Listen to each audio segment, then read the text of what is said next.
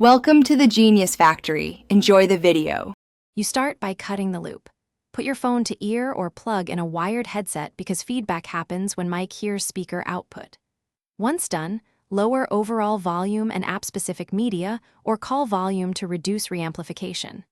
Next, position the microphone away from the speaker, about 6 to 12 inches, and eliminate nearby reflective surfaces if possible, since sound bouncing back creates feedback. Make these changes now so you can evaluate whether feedback persists before deeper adjustments. Now you tune the signal chain.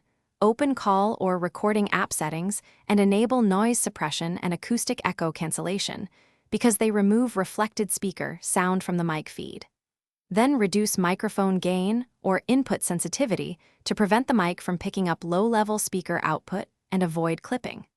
Once adjusted, run a short test call and change one setting at a time so you know what fixed it.